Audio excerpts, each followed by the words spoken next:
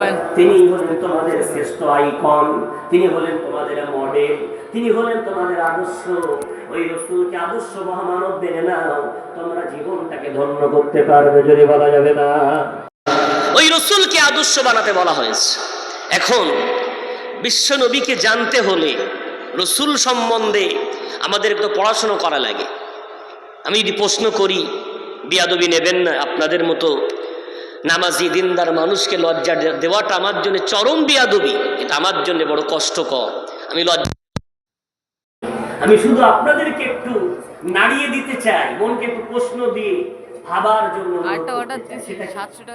যদি আমি বলি বিশ্বনবীকে ভালোবাসেন, আপনারা প্রত্যেকে বলবেন হুজুর খুব ভালোবাসে। আচ্ছা, এত ভালোবাসেন যখন বিশ্বনবীর জীবনী পড়েছেন, কে কে হাত তুলে দেখান। রসুলের একটা জীবনী পড়েছে, আরবিতে নয়, উর্দুতে নয়, ইংরেজিতে নয়, বাংলা ভাষায় পড়েছেন। একজন আছে, কি কৈফাত আল্লাহর কাছে দেব, একবার কি আমার মন চাইনি বিশ্বনবী যদি আমাদের জন্য শ্রেষ্ঠ আদর্শ হন, তার জন্ম থেকে ইন্তেকাল করা পর্যন্ত তার জীবনটা কত সুন্দর, কেন একবার পড়লাম না? কে মানা করলো? কে নিষেধ করলো? কে আপনাকে বাধা দিল?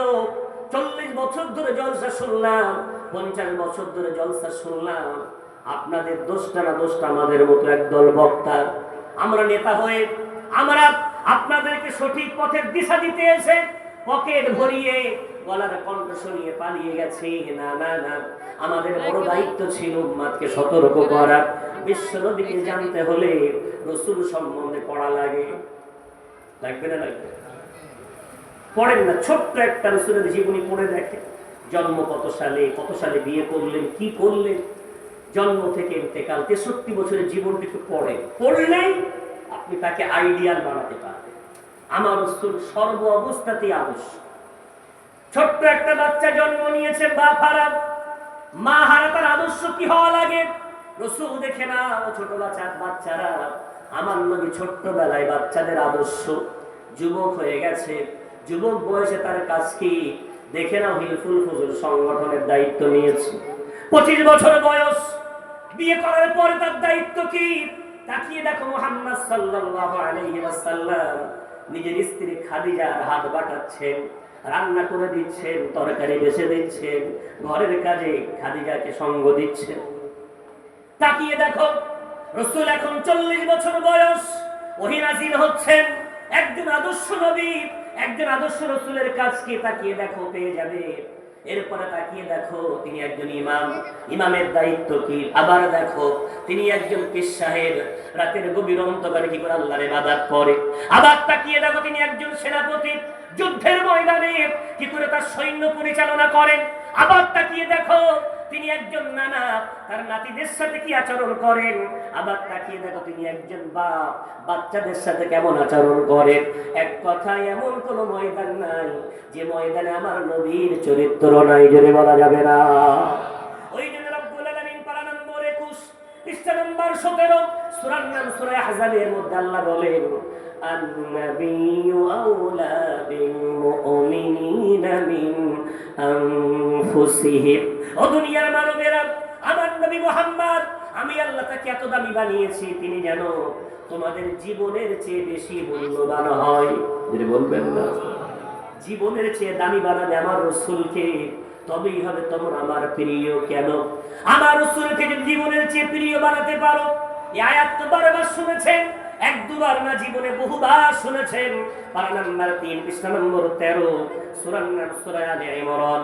কুল ইন কুনতুম তুহিব্বুনাল্লাহ ফাত্তাবিউনি ইউহিব্বুকুমুল্লাহ ওয়া ইয়াগফির লাকুম যুনুবাকুম আল্লাহু গফুরুর রহিম।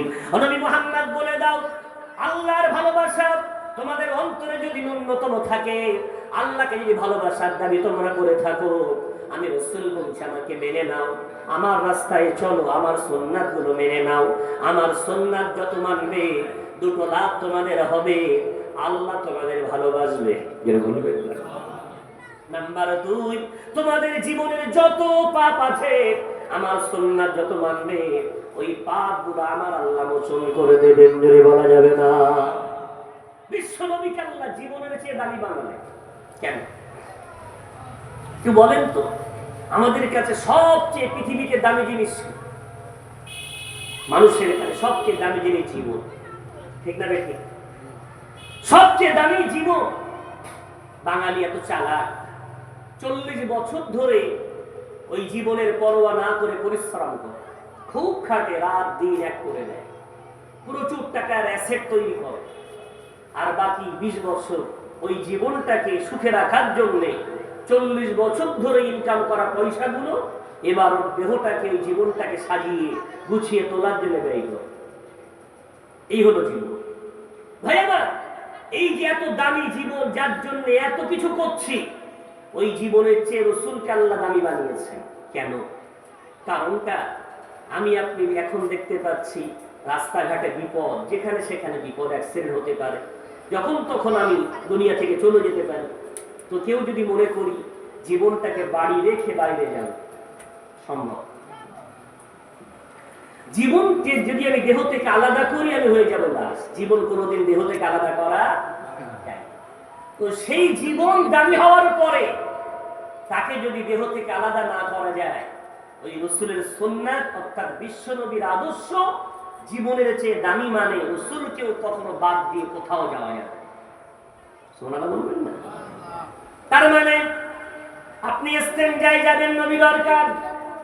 আমার রাসূল ইস্তেনজায় কেমন করে যেতেন, কোন পা দিয়ে প্রবেশ করতেন, কোন দোয়া পড়তেন, ইস্তেনজায় বসতেন তো কেমন করে বসতেন, কাপড় কেমন করে তুলতেন, এমনকি ইস্তেনজা থেকে বার হওয়ার পর আমার রাসূল কি করে বার হতেন, কি দোয়া পড়তেন, উযু করতেন কেমন করে উযু করতেন, কি দোয়া পড়তেন, নামাজ পড়তেন কেমন করে নামাজ পড়তেন, ঘুমাতেন কেমন করে ঘুমাতেন, কোন দিকে ফিরে ঘুমাতেন, ঘুম থেকে উঠে রাসূল কি পড়তেন, খেতে বসতেন কেমন করে খেতে বসতেন, খাওয়ার শেষে কি আমল তিনি করতেন। এক কথায় এমন কোন ময়দান নাই, লেনদেন করতেন কেমন করে করতেন, বিয়ে শাদী করতেন কেমন করে করতেন। গোটা জীবন আমার আপনার জীবনের সাথে যদি আমি আপনি মিলিয়ে নিই, এটাই হবে রাসূলকে জীবনের চেয়ে বেশি ভালোবাসা। আর কেউ যদি মনে করি নামাজের সময় রাসূল, মসজিদের বাইরে রাসূল দরকার নাই, মসজিদে বসে আছে রাসূল, মজলিসের বাইরে গেলে নবী দরকার নাই, ও প্রকৃতপক্ষে নবীকে মানলো না, বরং ওর মধ্যে আছে নেফাক, মুনাফিক, ওর মধ্যে আছে দ্বিচারিতা, কিছু সময় মানে কিছু সময় ছেড়ে দেয়। আল্লাহকে যেমন সর্বদাই মানতে হবে, আমার রাসূলকেও তেমন সর্বদাই মানা নাই। এই দুটো সিফাত 100% যখন আমরা আমাদের মধ্যে আনতে পারবো, আমরা তখন হয়ে উঠব আল্লাহর প্রিয় বান্দা। এর বলবেন না সুবহানাল্লাহ? এখন আমাদের জীবনে ভুল আছে, অন্যায় আছে, অপরাধ আছে। আল্লাহ রাসূল কি বললেন? আমার সুন্নাত মেনে নিলে আল্লাহ সব পাপ মাফ করে দেবে। তো দেখে আসি পাপ কেমন করে মার্জনা হয়। সংক্ষেপে একটু একটা ঘটনার দিকে খেয়াল করে। ঘটনাটি হলো, বিশ্বনবী মদিনায় চলে আসা 3য় হিজরি চলছে, অর্থাৎ ওহদের যুদ্ধ ঘটেছে।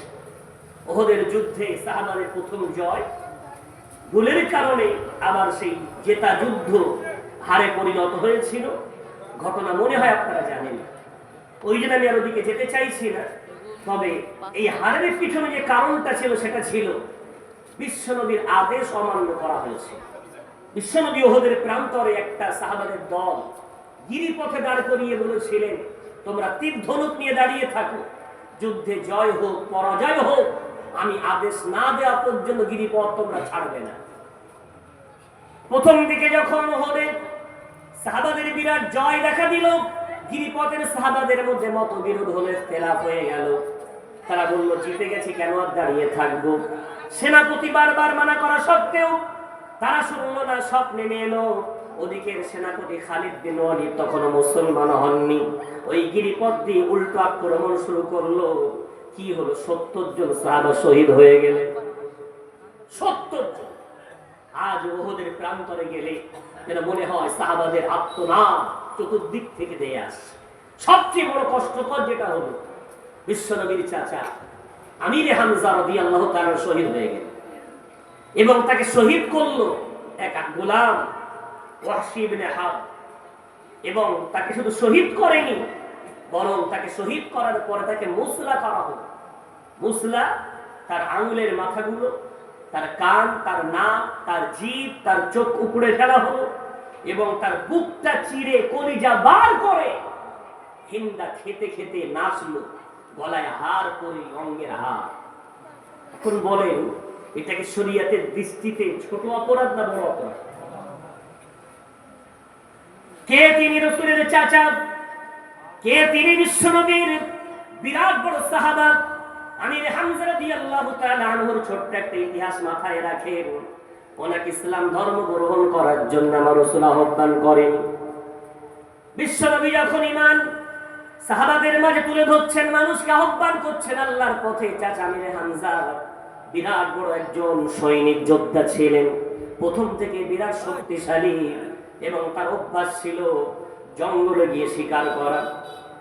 একদিন জঙ্গলে গেছেন শিকার করতে, সন্ধ্যার দিকে বাড়ি আসছেন, দরজার মুখে দেখছেন, বাড়ির মুখে দেখছেন তার একটা দাসী দাঁড়িয়ে আছে। আমির হামজা খুব রেগে চিৎকার করে বলছে, কি ব্যাপার ওই দাসী? বাড়ির দরজায় কেন দাঁড়িয়ে? ঘরের মধ্যে কেন যাসনি? দরজার সামনে কেন দাঁড়িয়ে আছিস? দাসী তখন হাত তুলে বলছে, জাহাপনা ক্ষমা করেন, আমি দাঁড়িয়ে আছি একটি নালিশ করার জন্য।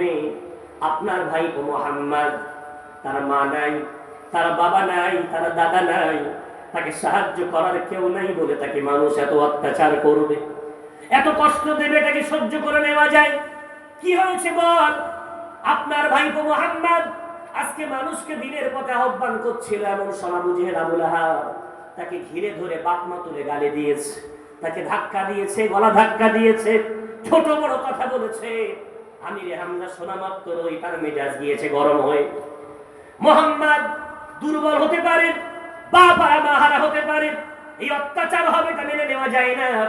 সঙ্গে সঙ্গে ঘোড়ার মুখ উল্টো দিকে করলেন, সোজা দৌড়ে চলে গেলেন মক্কায়। গিয়ে দেখে আবু জেহেল আবু লাহাব এক জায়গায় বসে গোল টেবিল করছে। আমির হামজা ঘোড়া থেকে নামার আগে বলল, আবু জেহেল কই? দৌড়ে এলো আবু জেহেল আবু লাহাব, সম্পর্কে চাস্তো ভাই হয়। ঘোড়া থেকে নেমে সজোরে একটা চড় মারলেন আবু জেহেলের মুখে। আবু জেহেল মুখ ছুপড়ে পড়ে গেল। মক্কার মানুষ ওই হুল্লো শুরু করে দিল। হামজা তো রেগে গেছে কেন? আবু জেহেল পড়ে আছে, সবাই জিজ্ঞাসা করছে মারলেন কেন? বলছে মারবে না। ওই হাত কি করে মুহাম্মাদের গলায় দিল? কি করে মুহাম্মদকে গলা ধাক্কা দিল? এই বলে চিৎকার করতে করতে তখন কাবা শরীফে মিম্বার বানানো ছিল। হামজা রাদিয়াল্লাহু আনহু মিম্বারে দাঁড়ালেন, চিৎকার করে বললেন, মক্কাবাসী আজ থেকে সাবধান হয়ে যেও, যার যার ইচ্ছা মুহাম্মাদের গায়ে হাত তোলা, আজ থেকে আমি আমির হামজা ওই মুহাম্মাদের জোরে ঢাল বেঁধে গেলাম। আজ থেকে তোমাদের সমস্ত নেতার মাথায় লাথি মেরে তোমাদের অনুসরণ বাদ দিয়ে আমি আমির হামজা মুহাম্মাদের অনুসারী বেনে গেলাম। যার ইচ্ছা মুহাম্মাদের গায়ে হাত দেবার, আজ থেকে হাত দিয়ে দেখো আমি আমির হামজা তার হাতটা কেমন করে মুছড়ে দিতে পারি। নিজে ইচ্ছায় স্বেচ্ছায় মানে নিয়েছে, এই সে আমির হামজা। তাকে শহীদ করেছে, শহীদ নয়, তার বুক ফেড়ে তার কলিজা চিবানো হয়েছে, হাত পা কাটা হয়েছে। এত বড় অপরাধ। তৃতীয় হিজরিতে এই ঘটনা ঘটছে। মক্কা বিজয় হচ্ছে সপ্তম হিজরিতে। বিশ্বনবী সপ্তম হিজরিতে সব কাফেরদেরকে আমভাবে ক্ষমার ঘোষণা দিলেন, লা তাসরিবা আলাইকুমুল ইয়াউম ওয়া আনতুমুত তুলাকা। আজকে কোনো প্রতিশোধ নেওয়া হবে না, যাও সকলকে রাসূল আযাদ করে দিলাম। সুবহানাল্লাহ বলুন। ওই রাসূলকে যারা বলে সন্ত্রাস, ওই রাসূলকে যারা বলে তলোয়ারে বলে, বাহু বলে, জন বলে, মানুষের প্রতি ইসলামের দাওয়াত দিয়েছে, ওদের চেয়ে বড় দায়ী আমাদের মতো একদল মুসলমান। কেন? ওই প্রশ্নগুলো শোনার পর উত্তর দেওয়ার মতো আমাদের জ্ঞান নাই, নলেজ নাই, জীবনে এলেম অর্জন করিনি, বিভিন্ন ঘটনা মুখস্থ করে, কাহিনী মুখস্থ করে জীবনটাকে বরবাদ করে কবরের পথের প্রতীক বানিয়েছি। রাসূল সম্বন্ধে জ্ঞান আজও আমাদের মধ্যে আসে। বলে না, মুহাম্মদ তলোয়ারের বল ইসলাম প্রচার করেছে, জোরপূর্বক ধর্মান্তরিত করেছে। পড়েন না ইতিহাস, আমার রাসূল জোরপূর্বক, আমার রাসূল মক্কা ছাড়ছেন 53 বছর বয়সে, মাত্র সাথী আবু বকর সিদ্দিককে নিয়ে। আর আজকে 7 বছর পরে ওই মক্কায় যাচ্ছেন একজন নয়, হাজার হাজার সাথী নিয়ে। যেটা বলবেন সেদিন তো দুর্বল, কিন্তু আজকে তো সবল। রাসূল তো বলতে পারতেন সেদিনের হিসাব আজকে বেছে বেছে নেব। রাসূল তো বলতে পারতেন প্রতিশোধ আমি পাই টু পাই নেব, কিন্তু আমার রাসূল মক্কায় পা রেখে এই ঘোষণা দিয়েছিলেন আজকে কোনো প্রতিশোধ নয়, আমি সকলকে আমভাবে ক্ষমা করে দিলাম। রাসূলের এই বার্তা শুনে প্রথম মুসলমান হতে এলো হিন্দা। কোন হিন্দা? রাসূলের চাচার কলিজা চিবিয়ে খাওয়া মহিলা রাসূলের সামনে। ও মুহাম্মদ, তোমার কথা আমরা বারবার আলোচনা করতাম, তোমার দিন কেউ দাবিয়ে রাখতে পারবে না, ও পৃথিবীর বুকে ঠিক ছেয়ে যাবে। আমরা সব চেষ্টা করেছি কিন্তু পারিনি। ও মুহাম্মদ, তাই আজকে তোমার কাছে বাধ্য হয়ে ঈমানি কালিমা পড়ে মুসলমান হওয়ার জন্য সিজদে বলা যাবে। হিন্দার মতো নারী, রাসূলের চাচার কলিজা চিবিয়ে খাওয়া নারী, এত রাসূলকে কষ্ট দেওয়ার মতো মহিলা, আমার রাসূল তাকে কালিমা পড়ালেন, মুসলমান বানিয়ে দিলেন। সঙ্গে সঙ্গে অনুরোধ করে বলছো, মুহাম্মদ আমি তো মুসলমান হলাম, আমার স্বামী আবু সুফিয়ান ও ভয়ে পালিয়ে গেছে, ও তোমার ভয়ে আমার এলাকায় নাই, অনেক দূর পালিয়েছে। তুমি যদি তাকে নিরাপত্তা দাও, আমান দাও, তবে আমি তাকে অনুরোধ করে ইসলামের প্রতি আহ্বান করতে পারি। রাসূল বললেন, যাও হিন্দা, আবু সুফিয়ান ইসলাম আনতে চাইলে তাকে আমি খায়ের মুকদ্দম করতে রাজি আছি। বলা যাবে। কিছুক্ষণ পর আবু সুফিয়ান এলেন, সেও মুসলমান হয়ে গেল। এখন হিন্দা মুসলমান, আবু সুফিয়ান মুসলমান। চাচাকে মেরেছিল ওয়াহশী ইবনে হারব, সে ছিল অন্য দেশে। খবর পেয়ে গেল মুহাম্মদ আবু সুফিয়ানকে ক্ষমা করে দিয়েছে, হিন্দাকে ক্ষমা করে দিয়েছে। ওয়াহশী ইবনে হারব এই সংবাদ শোনার পর তিনি সফর করে মদিনায় এলেন, বিশ্বনবীর সামনে গিয়ে বসলেন। সাহাবাদেরকে রাসূল বলছেন, কে? সাহাবারা বলছে, চিনতে পাচ্ছেন? এই হলো সেই ওয়াহশী। কোন ওয়াহশী? আপনার চাচা উহুদের প্রান্তরে আপনার সিংহের মতো বাহাদুর চাচাকে শহীদ করেছিল এই সেই ওয়াহশী। রাসূল শোনা মাত্র ওয়াহশীকে বলে, ওয়াহশী তো বলো তো, আমি তোমার মুখ থেকে শুনতে চাইছি, আমার সিংহের মতো চাচাকে করে শহীদ করেছি। ওয়াহশী বলছে, ও মুহাম্মদ আপনার চাচার শাহাদাতের ঘটনা শোনেন। আমার তার উপরে কোনো ব্যক্তিগত রাগ ছিল না। বদরে যখন আপনারা বিরাট জয় লাভ করলেন, হঠাৎ আমি বাড়ি যাওয়ার পর আমার মালিক, আমার মনিব হিন্দ আমাকে ডাকলো, ডেকে বলছে, ওরে ওয়াহশী তোর কি জীবনে আজাদ হওয়ার ইচ্ছা নাই, স্বাধীন হওয়ার ইচ্ছা নাই? আমি বললাম, কোন গোলামের স্বাধীন হতে ইচ্ছা হয় না? প্রত্যেক গোলাম স্বাধীন হতে চায়, আমিও আজাদ হতে চাই। তখন হিন্দা বলল, একটা বিরাট বড় সুযোগ, আগামী বছর আমরা উহুদের ময়দানে যাব মুহাম্মাদের বিরুদ্ধে লড়াই করতে। তুই যদি মুহাম্মাদের চাচা হামজাকে শহীদ করতে পারিস, আমি তোকে আজাদ করে দেব। আমি আজাদ হওয়ার স্বপ্ন দেখতে শুরু করলাম। আমি হামজাকে শহীদ করব বলে আমি বর্ষা ছুটতে পারতাম, আমার হাতে খুব এম ছিল। আমি প্র্যাকটিস করতে শুরু করলাম, এত সুন্দর আমি প্র্যাকটিস করলাম, উড়ন্ত পাখিকে আমি বর্ষা ছুড়ে আমি এমন করে শিকার করতাম। এভাবে চলছিল আমার প্র্যাকটিস। উহুদের দিন এলো, আমাকে হিন্দা ডেকে বলল, আজকে সেই দিন, তুই যদি হামজাকে শহীদ করতে পারিস আজাদ করে দেব। আমি উহুদের ময়দানে গেলাম মুহাম্মদ, যাওয়ার পরে দেখলাম আপনার চাচা লড়ছে, সবাই লড়ছেন, কিন্তু আপনার চাচা দুই হাতে তলোয়ার, হাতে কোনো ঢাল নাই, দুই হাত দিয়ে তলোয়ার চালাচ্ছে, যেদিকে যাচ্ছে ময়দান ফাঁকা করে দিচ্ছে। আমি তাকে দেখে ভয় খেয়ে গেলাম, পাহাড়ের আড়ালে লুকিয়ে থাকলাম। আমার মনের মধ্যে ভয় কাজ করতে লাগলো, এই সিংহ পুরুষকে আমি কি করে জব্দ করব, এটা আমার দ্বারাই সম্ভব না। তারপরও আমি অপেক্ষায় আছি। আপনার চাচা লড়াই করতে করতে দেখলাম এক লাইনে 40 জনের অধিক কাফেরকে মারতে মারতে জাহান্নামে পাঠিয়ে দিয়েছে। ময়দান সামনে ফাঁকার কেউ নাই। এতগুলো মানুষকে মারার পরে হাঁপিয়ে উঠেছেন, তলোয়ার দুটো এমন করে মাটিতে মেরে দিয়ে আকাশের দিকে হাত পা ছেড়ে দিয়ে আকাশের দিকে মুখটা তুলে একটু শান্তির নিঃশ্বাস নিতে লেগেছে। মানুষ যেমন হাঁপিয়ে গেলে একটু নিঃশ্বাস নেওয়ার চেষ্টা করে, তো শান্তির শ্বাস নিচ্ছেন আকাশের দিকে এমন করে হাত পা ছেড়ে দিয়ে। ঠিক এমন সময় আমি দেখলাম এটাই সুবর্ণ সুযোগ। আমি পাহাড়ের আড়াল থেকে আমার বর্ষাটা এম করে মারলাম। সোজা দিয়ে লাগলো আপনার চাচার সিনা। লাগা মাত্রই আপনার সিংহ পুরুষ চাচা জমিন আছড়ে পড়ে গেলেন এবং পড়া মাত্রই যেহেতু বুকে লেগেছে ওই অবস্থাতেই শহীদ হয়ে গেলেন। আমি দৌড়ে গেলাম বর্ষাটাকে বার করে নিতে। আমি যাওয়ার আগেই দেখলাম সেখানে হিন্দা হাজির। আমি বর্ষা নিয়ে চলে যাব, আমাকে হিন্দা বলছে দাঁড়া, কোথায় যাচ্ছিস?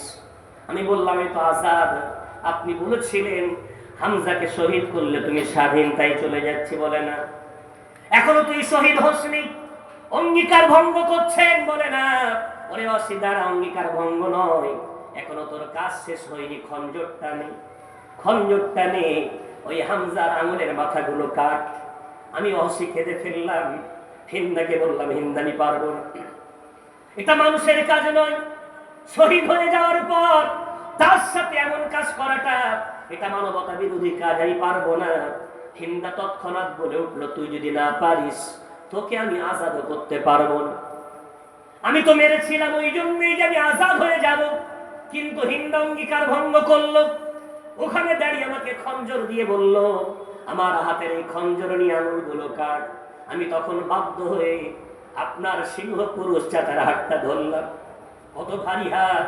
আমি হাতটা ধরে আঙুলের মাথাগুলো কাটছি, হিন্দার হাতে দিচ্ছি, সুই সুতো নিয়ে হার বানানো শুরু করেছি। ডান হাতের আঙুলগুলো কাটলাম, বাম হাতের আঙুলগুলো কাটলাম। ও হার বানাতে বানাতে বললে এবার কানগুলো কাট। কান কেটে দিলাম, এরপরে বললো নাকটা কাট, নাকটা কেটে দিলাম, পায়ের আঙুলগুলো কাটলাম। ও সুন্দর করে হার বানিয়ে ওটা গলায় পড়লো, পরে এবার নাচছে আর বলছে এখনো কাজ বাকি, বুকের উপরে বস, বুকটা ফেড়ে ফেল। আমি আবার নয় বিনয় করে বললাম, ওরে হিন্দা এমনটা করতে নাই, কিন্তু হিন্দা শুনলো না, আমাকে জোরপূর্বক বুকটা ফাটতে বলল। আপনার সিংহ পুরুষ চাচা, আমি তার বুকে খঞ্জর রেখে বুকটা ফেড়ে ফেললাম। শুধু বুকটা ফাড়ার অপেক্ষা, হিন্দা দৌড়ে সার দেরি করলো না, দুই পাঁজরের হাত, দুই হাত দিয়ে ধরে চাচার বুকটাকে এমন করে ফাঁকা করে নিজে মুখ লাগিয়ে ওই কলিজার মুখটায় নিজের দাঁত দিয়ে চেপে ধরলো। এক একটা টান দিল, দিল কলিজা ছেড়ে বেরিয়ে এলো একেবারে কুকুরের মতো। ওই মুখে দিল কলিজা নিয়ে হিন্দা যেন পশু বেড়ে গেছে, ওই ওহদের প্রান্তরে নাচছে আর আপনার চাচার কলিজা চেপাচ্ছে। ইয়া রাসূলুল্লাহ, এভাবে আপনার চাচাকে আমি শহীদ করেছিলাম। তাকিয়ে দেখে রাসূল কারীমের দাড়ি মোবারক ভিজে গেছে, গায়ের জুব্বা ভিজে গেছে। এভাবে সাহাবারা রাসূলের কান্না দেখে তারাও কান্না দিচ্ছেন। আমার রাসূল বলেন, অসির এবার চুপ কর, আর বলিস না, আর বলিস না, এবার চুপ কর, হাতটা পড়া কালিমা পড়ে নে। আমার রাসূল ওয়াসিকে কালিমা পড়িয়ে তৎক্ষণাৎ মুসলমান বানিয়ে দিয়েছে। বলবেন, তবে রাসূল কাঁদতে কাঁদতে বললে, বলে ওয়াসি, তোর কাছে আমার একটা অনুরোধ, আজ থেকে তুই কোনোদিন আমার সামনে আসবি না। ওয়াসি ইসলাম আনছেন 9 হিজরিতে, আর আমার রাসূল দুনিয়া থেকে চলে যাচ্ছেন 11 হিজরিতে। ওয়াসিকে বললেন, যতদিন বাঁচবি আর আমার সামনে আসবি না। ওয়াসির বুকটা বড় ব্যথায় ভরে উঠেছে। বিশ্বনবীর হাতে হাত দিয়ে বানাল্লাম, কোনোদিন সামনে বসতে আর সামনে আসতে পারবো না, কারণ রাসূল বললেন, আমি যদি তোকে দেখে কষ্ট পাই, তোর জীবনের সব আমলগুলো বরবাদ হয়ে যাবে। রাসূলকে যদি কেউ কষ্ট দেয়, আমল বরবাদ হয়ে যায়। কোথায় আছে?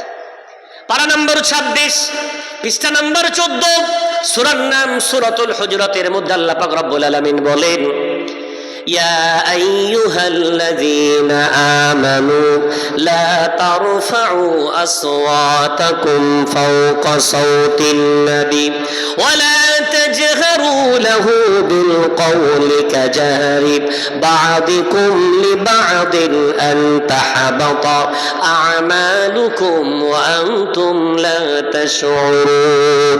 ও ঈমানদারেরা, তোমরা কোনোদিন যেন তোমাদের বুকের আওয়াজ, তোমাদের মুখের কণ্ঠের আওয়াজ মুহাম্মাদের আওয়াজের উপরে উঁচু করবে না। কেন? তোমাদের আওয়াজ যদি রাসূলের মুখের কথার উপরে জোর হয়ে যায়, রাসূল যদি কষ্ট পায়, তোমাদের আমলগুলো বরবাদ হয়ে যাবে, তোমরা বুঝতেও পারবে না। এই আয়াতটা বিশ্বনবীর রওজা তার লেখা আছে, সোনালী জালি দিয়ে ঘেরা ওই রওজায় লেখা। ওই জন্য যারা জিয়ারত করতে যায়, মন তো চায় চিৎকার করে সালাম পড়বো, চিৎকার করে সালাম দেব, কিন্তু কেউ আওয়াজ করতে পারে না। কেন? আমার রাসূল কবরের মধ্যে হায়াতুন নবী, যদি বলা যাবে না রাসূলের সামনে বিয়াদবি নয়। ওই জন্য সব নীরব নিথক, চোখ দিয়ে পানি পড়ে আর দোয়া পড়ে, আসসালাতু ওয়াসসালামু আলাইকা ইয়া রাসূলুল্লাহ, আসসালাতু ওয়াসসালামু আলাইকা ইয়া হাবিবাল্লাহ, আসসালাতু ওয়াসসালামু আলাইকা ইয়া রাহমাতাল লিল আলামিন, আসসালাতু ওয়াসসালামু আলাইকা ইয়া শাফিআল মুযনিবিন, আসসালাতু ওয়াসসালামু আলাইকা ইয়া সাহিবাল কুরআন। বিভিন্ন রকম ভাবে মানুষ সালাম দেয়, তবে মুখে কোনো আওয়াজ নাই। কেন? আওয়াজ উঁচু হয়ে গেলে আমল বরবাদ হয়ে যাবে। ও আশিকে রাসূল বললেন, ও আশিরে, আমি যদি তোর কারণে কষ্ট পাই, তোর ঈমান বরবাদ হয়ে যাবে, তাই আমার সামনে তুই আসবি না। ও আশি তখন দেখিলেন আমার আজকে শেষ আশা, তাই রাসূলের সামনে বসে একটা আবদার করে ফেললেন, ইয়া রাসূলুল্লাহর জীবনে সামনে আসবো না, তবে একটু মাথায় হাত দিয়ে দোয়া দেন, যে হাত দিয়ে আপনার চাচাকে শহীদ করেছিলাম, ওই হাত দিয়ে যেন একটা কাফেরকে জাহান্নামে না পাঠানো পর্যন্ত আল্লাহ যেন আমাকে মৃত্যু না দেয়।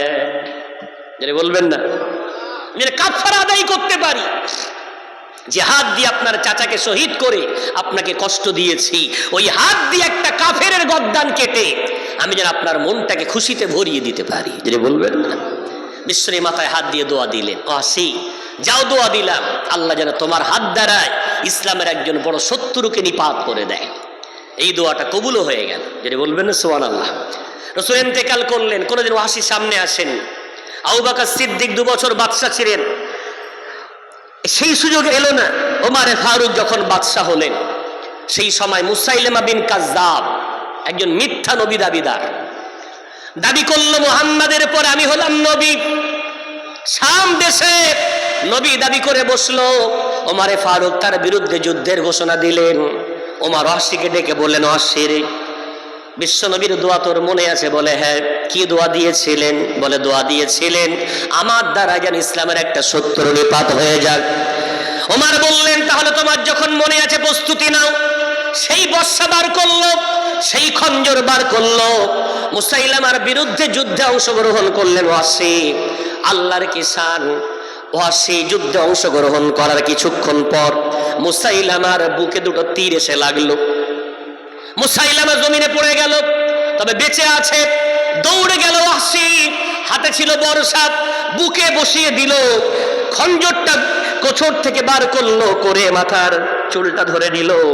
মাথার চুলটা ধরে গদ্দানটা কেটে এক হাতে খঞ্জর, এক হাতে মাথা, আকাশের দিকে হাত তুলে বলছো, আল্লাহ তোমার নবীকে বলে দাও তার দোয়া কবুল হয়ে গেছে।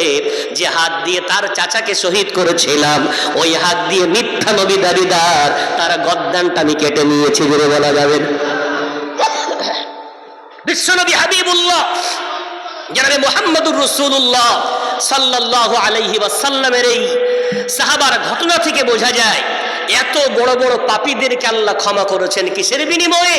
তারা যখন রাসূলের সুন্নাত মেনে নিয়েছে, ইসলামকে মেনে নিয়েছে, আল্লাহ তাদের জীবনে সব গুনাহ খাতা মাফ করে দিয়ে সাহাবায়ে রাসূল বানিয়ে দিয়েছেন। যেটা বলবেন না, আমরা তো অমর অপরাধ করিনি, রাসূলের চাচাকে হত্যা করিনি, হয়তো টাস খেলেছে, জুয়া খেলেছে, গুনাহ করেছে। হ্যাঁ, গুনাহ করেছেন, তবে ক্ষমার রাস্তা একটাই, সেটা কি? আল্লাহকে সর্বদাই মাবুদ মনে করে তাকে সর্ব জায়গায় ভয় করা। আর নাম্বার 2, রাসূলের সুন্নাতগুলো সর্বদাই জীবনের চেয়ে বেশি মূল্যবান মনে করে জীবনে সাজিয়ে দেওয়া। এইগুলো করতে পারলেই আল্লাহ আমাদেরকে ক্ষমা করে দেবে। যেটা বলা যায় ভাই, আমার দুঃখের সাথে বলতে হয়, আজকে আমাদের পরোয়া কোথায়? আল্লাহর হুকুমের পরোয়া নাই, নবীর হুকুমের পরোয়া নাই। আল্লাহ পাক রব্বুল আলামিন কত সুন্দর করে বলছেন, আপনাদের হয়তো মনে হচ্ছে, আমি মনে হয় বানিয়ে বানিয়ে বলছি, এমন মনে হচ্ছে না তো? যদি অবিশ্বাস হয় তো রেকর্ড করতে পারে, নোট করতে পারে। আল্লাহ বলা তৌফিক দিচ্ছেন, তাই বলছি। ভাই আমার, আল্লাহ পাক রব্বুল আলামিন বললেন আমি তোমাদের সাথে থাকবো এই কাজগুলো করতে পারলে। কোন কাজগুলো? আল্লাহ যদি সঙ্গে থাকে তার আর কোনো দুঃখ আছে, কোনো বেদনা আছে, কোনো কষ্ট আছে? দুঃখের বিষয়, সে আল্লাহকে সঙ্গে রাখতে পারছেন। আল্লাহ কি করে সঙ্গে থাকবেন? আল্লাহ বলছে, পারা নম্বর 6, পৃষ্ঠা নম্বর 8, সূরার নাম সূরাতুল মাইদার মধ্যে আল্লাহ বলছেন, অকালাল্লাহু ইন্নী মাআকুম। আমি আল্লাহ বলে দিলাম তোমাদের সাথে আছি, আমি আল্লাহ বলে দিলাম তোমাদের সাথে আমি আল্লাহ আছি। কেন আছি? কারণটা তোমরা আমাকে মেনে নিয়েছো, ইসলাম ধর্ম গ্রহণ করেছো, আর ইসলাম ধর্ম হলো আমি আল্লাহ আমার ধর্ম। যদি বলা যাবে না, পারা নাম্বার 3 পৃষ্ঠা নম্বর 11 সূরার নাম সূরা আলে ইমরান। আল্লাহ বলেন ইন্নাদ-দীন ইনদাল্লাহিল ইসলাম, আল্লাহর কাছে মনোনীত পছন্দনীয় একটাই ধর্ম, সেটার নাম হলো ইসলাম। আমার আল্লাহ ইসলাম ধর্মটাকে নিজের ধর্ম বলে গণ্য করেছেন, যদি বলা যাবে না। পারা নম্বর 6 পৃষ্ঠা নম্বর 6 সূরার নাম সূরাতুল মাইদা। রব্বুল আলামিন তার হাবিবকে বলছেন, বিদায় হজের সময় আমার আল্লাহ তার হাবিবকে বলছেন, আল ইয়াউমা আকমালতু লাকুম দীনাকুম ওয়া আতমামতু আলাইকুম নি'মাতি ওয়া রাদিতু লাকুমুল ইসলাম দীনা।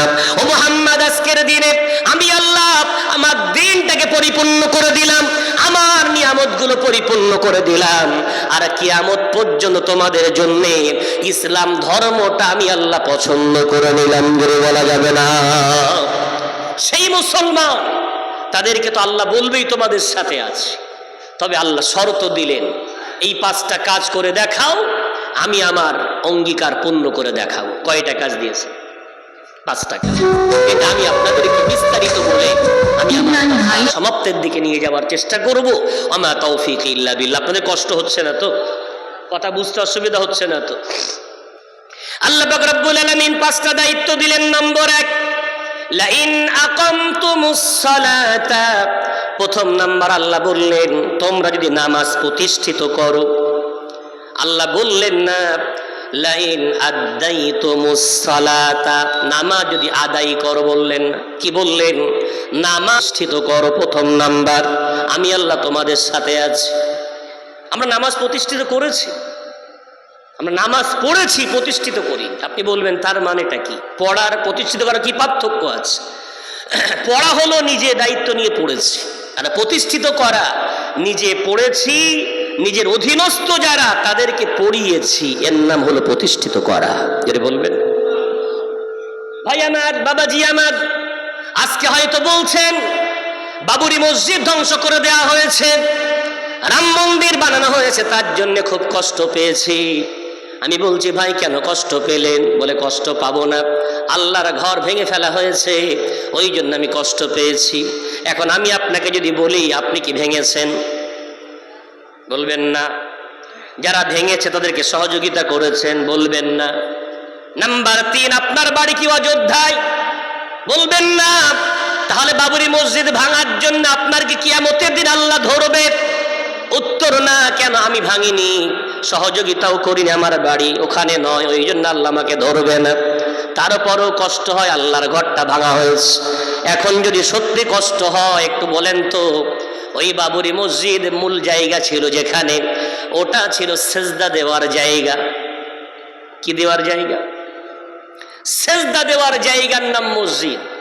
বাবরি মসজিদ ধ্বংসের জন্য যদি কষ্ট হয়, তো আপনার গ্রামের মসজিদটা তো প্রতিদিন ধ্বংস হচ্ছে, কষ্ট হয় আপনার? জুমার দিনে কত মুসল্লি? কথা বলেন একটু, কত? মসজিদ ভরে যায়। আর অক্তীয় নামাজে 1 লাইন 1.5 লাইন। ফজরের নামাজে কোনো ইমাম মুয়াজ্জিন দুজনে মিলে জামাত করে, কোনো 2-3 জন আসলে একটু জামাতটা বড় হয়, তো সব একই অবস্থা। কেন? কি কারণ?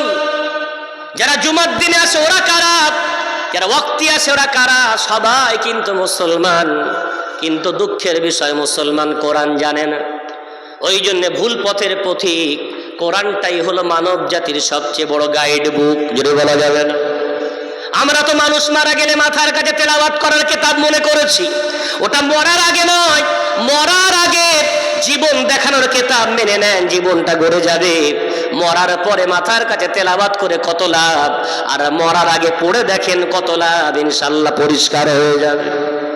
মরার পরে পড়ার জন্য নয়, মরার আগে পড়ে যাবে। ওই কোরআন রাস্তা দেখাবে, রাস্তা বলে দেবে।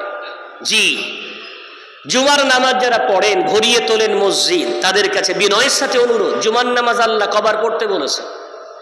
30 পারা কোরআনে আল্লাহ একবার পড়তে বলেছে। কবার? অনলি ফর একবার। 28 পারা 13 পৃষ্ঠা সূরা জুমাতে আল্লাহ বলেছেন, ইযা নাদাইতুমুস সালাত ইযা নুদিয়া লিস-সালাতি মিন ইয়াউমিল জুমআতি ফাসআউ ইলা যিকরিল্লাহ। জুমার দিনে আজান হয়ে গেলে তোমরা আল্লাহর ইবাদত করার জন্য মসজিদ ধাবিত হও। একবার আদেশ দিয়েছে। আর ওয়াক্তীয় নামাজ পড়ার জন্য গোটা কোরআনে একবার না 82 বার আদেশ দিয়েছে। কতবার? নিজের বিবেককে প্রশ্ন করেন। আমাদের রাজ্যের মুখ্যমন্ত্রী মমতা বন্দ্যোপাধ্যায়, উনি আপনাকে ঘনি পূর্বপাড়ায় পার্টির অনেক সাথী আছে, আপনি খুব অ্যাক্টিভ সাথী, ভোটে খুব পরিশ্রম করেছেন, আপনার একটা সুনাম ছড়িয়ে পড়েছে, তাই উনি কালীঘাটে আপনাকে বিশেষ গেস্ট হিসাবে, অতিথি হিসাবে দাওয়াত করেছে, আমন্ত্রণ পত্র পাঠিয়েছে ইতি রাজ্যের মুখ্যমন্ত্রী মমতা বন্দ্যোপাধ্যায়। না, আপনি ওই চিঠি পাওয়ার পরে যদি না যান, উনি খুশি হবেন না নারাজ হবেন?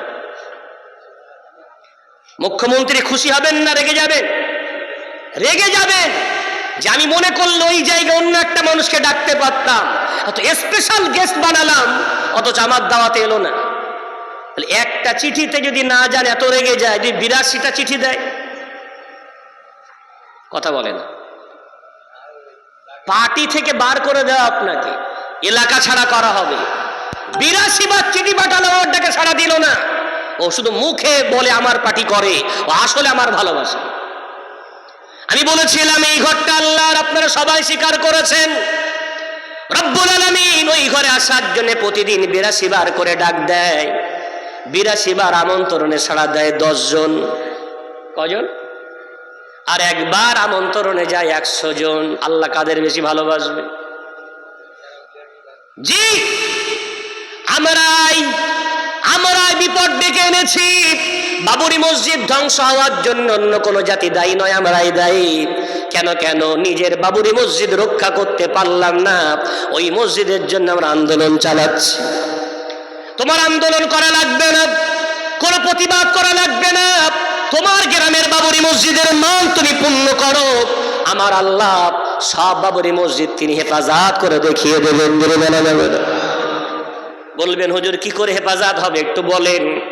সময় আমাকে সঙ্গ দিচ্ছে না, বলতে ভালো লাগছে, আপনাদের আলোচনা শোনার আগ্রহ দেখে আমার ভালো লাগছে, কিন্তু সময় নাই। হালকা একটু ইশারা করে দিই, আমরা যদি আমাদের গ্রামের বাবরি মসজিদ রক্ষা করি, আল্লাহ পৃথিবীর মসজিদগুলো রক্ষা করবেন। তার দলিল কোরআনুল কারীমে একটা সূরা আছে, সূরাটার নাম সূরায়ে ফিল। শুনেছেন না? সূরাতুল ফিল, হাতির সূরা।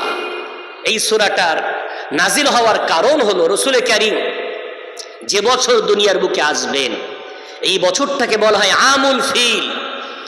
এই বছরে হস্তি বাহিনী, আবরাহা বাদশাহ, সে যুগের সুপার পাওয়ার, এই যুগে যেমন সুপার পাওয়ার হতে গেলে কি লাগে? পারমাণবিক বোমা লাগে।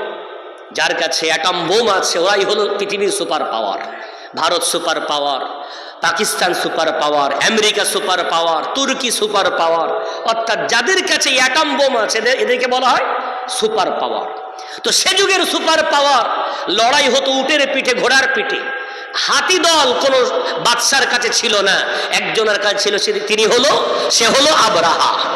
তার কাছে বিরাট হাতির দল ছিল, হাতির দল নিয়ে মক্কা এসেছে।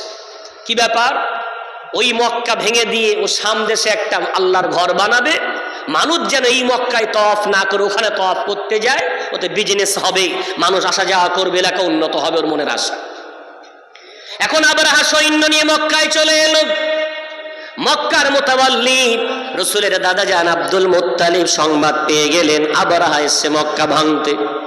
এখন আব্দুল মুত্তালিব হলেন সংখ্যা লঘু দুর্বল, আর আবরাহা সংখ্যা গরিষ্ঠ এবং শক্তিশালী, সুপার পাওয়ার। ইসলাম শেখাচ্ছে, দেখো তুমি যদি দুর্বল হও, শক্তিশালীর সামনে যাওয়াটা বড় ভুল। কেন? শক্তিশালীর সামনে যেতে গেলে প্রস্তুতি নেওয়া দরকার। আব্দুল মুত্তালিব দুর্বল বলে গেল না, কি করলেন? কাবা তওয়াফ করার পরে কাবায় দাঁড়িয়ে একটা এলান করলেন, ঘোষণা দিলেন, ও কাবার মানুষ, আমি কাবার মুতাওয়াল্লি আব্দুল মুত্তালিব তোমাদেরকে বলছি, আবরাহা মক্কা ভাঙতে এসেছে, গুড়িয়ে দিতে এসেছে, ওর সাথে লড়াই করার ক্ষমতা আমাদের নাই। ও যদি আক্রমণ করে তোমাদের ঘর বাড়ি তোমাদের বিবি বাল বাচ্চা সব মেরে ফেলবে, তাই জীবন হেফাজত করার জন্য পাহাড়ে চলে যাও, গুহার মধ্যে আশ্রয় নাও। কেন? হাতি কোনোদিন পাহাড়ে উঠতে পারবে না। হাতি কি করতে পারবে না? পাহাড়ে উঠতে পারবে না, তাই চলে যাও কোথায়? পাহাড়ের গুহায় গিয়ে আশ্রয় নাও। আব্দুল মুত্তালিব দায়িত্ব পালন করলেন, মোতাবাল্লির দায়িত্ব পালন করেছেন। আবরাহা খবর পাচ্ছে যে আব্দুল মুত্তালিব যুদ্ধে আসবে না, যুদ্ধে যদি না আসে তা লড়াই হবে কেমন করে?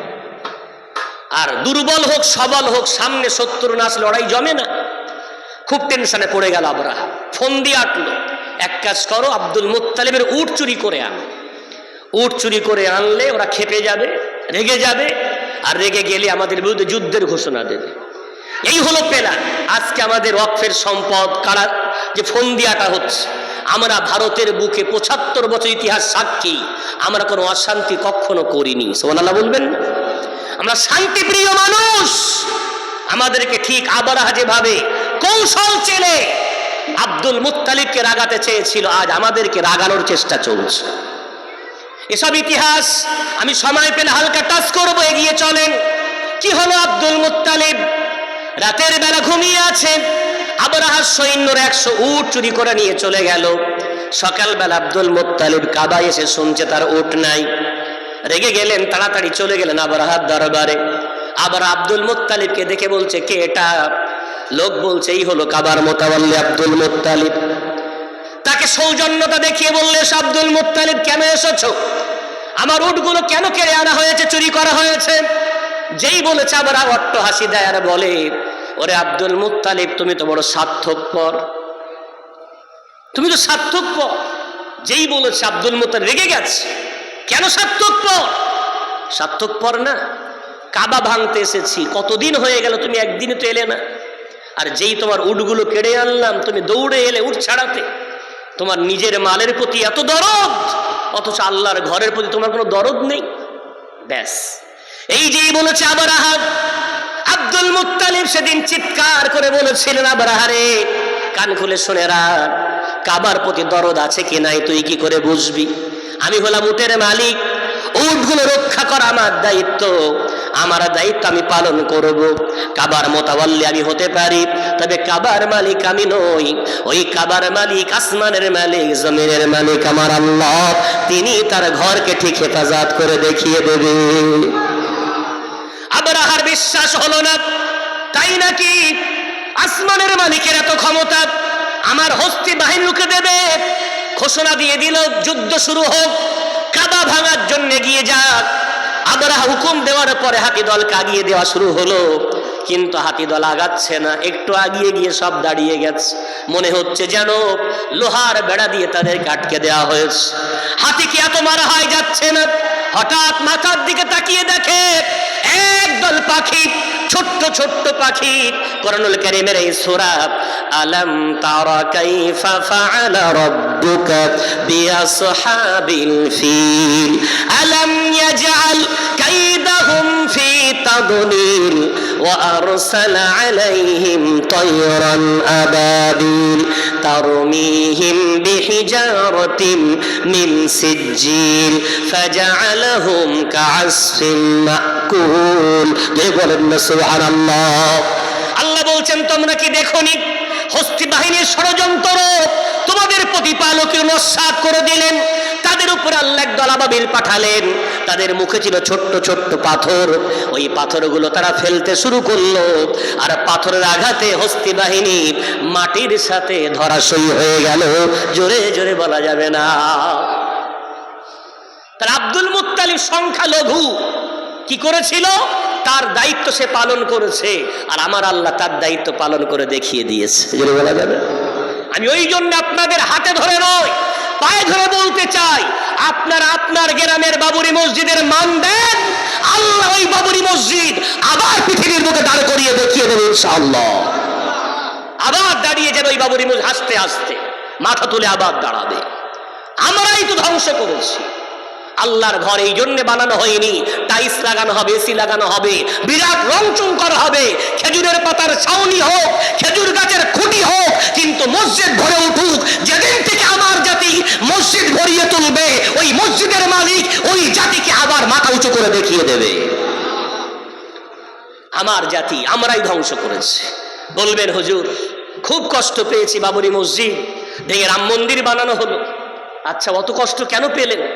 বলছে যেখানে 500 বছর ধরে আল্লাহু আকবার ধ্বনি ধ্বনিত হয়েছে, 500 বছর মানুষ সেজদা দিয়েছে, সেখানে পূজা হচ্ছে, তাই কষ্ট পেয়েছে। সত্যি আপনি কষ্ট পেয়েছেন? বলছে হ্যাঁ হুজুর।